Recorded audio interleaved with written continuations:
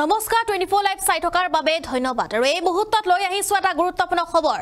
ৰাজ্য চৰকাৰে ঘোষণা কৰিলে অৰুণোদয় 3.0 আৰু এইবাৰ বহুতো লাখ লাখ মহিলা সাঙৰি লোৱা হ'ব এই আঁচনিত আৰু আজি বাজেটত এই কথা ঘোষণা কৰা হৈছে 3.0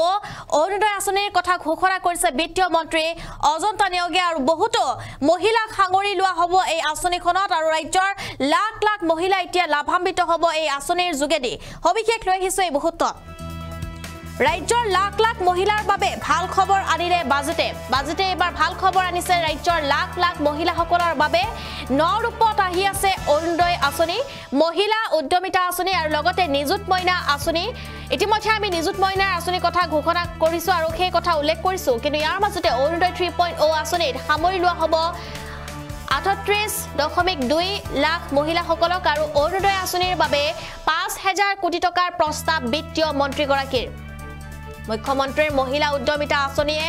এতিয়া গ্ৰাম্য অঞ্চলৰ 30 লাখ মহিলাক সামৰি ল'ব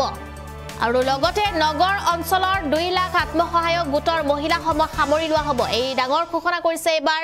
মন্ত্ৰী অজন্তা নেওগে আৰু এই আঁচনিৰ অধীনত ৰাজ সাহায্যযুক্ত 25,000 টকা ঋণ লাভ কৰিব মহিলাসকলে আৰু মাহিলী যেটো এই মহিলাসকলে লাভ কৰিব 1250 টকা কিয়নো অৰুণোদয় আঁচনি 3.0 অতি শীঘ্ৰেই মুকলি কৰা হ'ব অসমত আৰু অৰুণোদয় 3.0 কথা ঘোষণা কৰিছে ৰাজ্য চৰকাৰে ৰাজ্যৰ লাখ লাখ মহিলাই এতিয়া লাভ কৰিব এই ভাল খবৰ লাখ লাখ মহিলাসকলৰ বাবে অত্যন্ত গুৰুত্বপূৰ্ণ খবৰ এয়া আৰু এবাৰ বাজেটত ঘোষণা কৰা হৈছে এই কথা বাজেটত ডাঙৰ ঘোষণা কৰা হৈছে এবাৰ মহিলাসকলৰ বাবে মহিলাসকলে অতি শীঘ্ৰেই লাভ কৰিব আন এটা অৰুণোদয় আঁচনিৰ স্কিম আৰু এই স্কিমতে বহুতো লোকক অন্তৰ্ভুক্ত কৰা হ'ব বহুতো লোকক সাঙৰি লোৱা হ'ব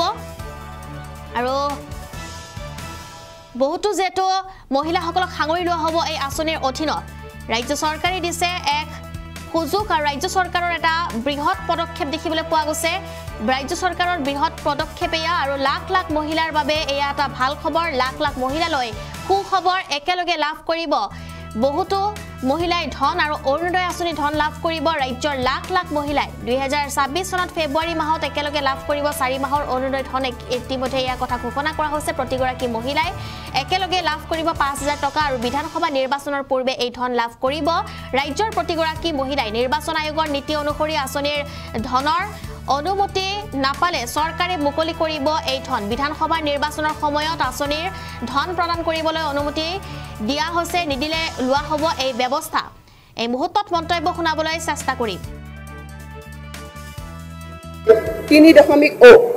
মহোদয় অৰুণোদয় আঁচনি এখন আঁচনিয়ে নহয় মহিলা সবলীকৰণ আৰু অৰ্থনৈতিক অন্তৰ্ভুক্তিকৰণৰ দিশত ই এক গণ আন্দোলন যি অৰ্থনৈতিকভাৱে পিছপৰা লাখ লাখ পৰিয়ালৰ বিত্তীয় সুৰক্ষা আৰু মৰ্যাদা সুনিশ্চিত কৰিছে বিভিন্ন লাভালাভক একত্ৰিত কৰি এই আঁচনিৰ অধীনত মাহিলী 1250 টকাকৈ আগবঢ়া নগদ ধনে অসংখ্য পৰিয়ালক স্বাস্থ্য পৰিপুষ্টি আৰু অত্যাৱশ্যকীয় প্ৰয়োজনীয়তা পূৰণৰ ক্ষেত্ৰত নিজস্ব অধিকাৰৰ অনুসৰি ব্যয় কৰাৰ স্বাধীনতা প্ৰদান কৰিছে আৰু ইয়াৰ ফলত এই পৰিয়ালসমূহে অধিক সুৰক্ষিত অনুভৱ কৰাৰ লগতে নতুন আত্মবিশ্বাসেৰে উদ্বুদ্ধ হ'বলৈ সক্ষম হৈছে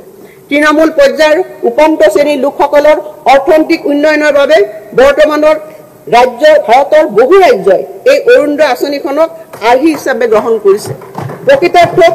এই ক্ষেত্ৰত অসমে আন ৰাজ্যসমূহৰ বাবে বাকপটীয়াৰ ভূমিকা গ্ৰহণ কৰাৰ লগতে সমগ্ৰ দেশখনৰ বাবে এক উল্লেখনীয় দৃষ্টান্ত হিচাপে বিবেচিত হৈছে মই আজি এই ঘোষণা কৰিবলৈ পাই অত্যন্ত সুখী হৈছো যে বিধৱাসকলৰ পেঞ্চন যাতে অৰুণোদয় সমপৰ্যায় হয় সেয়া নিশ্চিত কৰিবলৈ আমাৰ চৰকাৰে ৰাষ্ট্ৰীয় বিধৱা পেঞ্চন আঁচনি হিতাধিকাৰীলৈ টপ আপ পেঞ্চন আমি আগবঢ়াম মহোদয় আমি 2020 চনত অৰুণোদয় আৰম্ভ কৰি 18 লাখ মহিলাক সামৰি লৈছিলো যেটো 2023 চনৰ ডিচেম্বৰলৈ বৃদ্ধি হৈ 24 লাখ হৈ গৈ মই ঘোষণা কৰিব পাই ভাল পাইছো যে 2025-26 বিত্তীয় বৰ্ষত অৰুণোদয় 3.0 অধীনত আমি হিতাধিকাৰী সংখ্যা 37.2 লাখলৈ আমি বৃদ্ধি কৰিম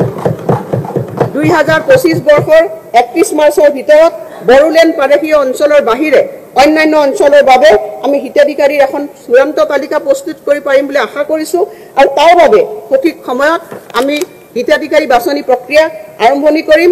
আৰু অধ্যক্ষ মহোদয় মই এই আঁচনিখনৰ ভাৱে 5,000 কোটি টকা আছুতীয়াকৈ ৰখাৰ প্ৰস্তাৱ দাখিল কৰিছো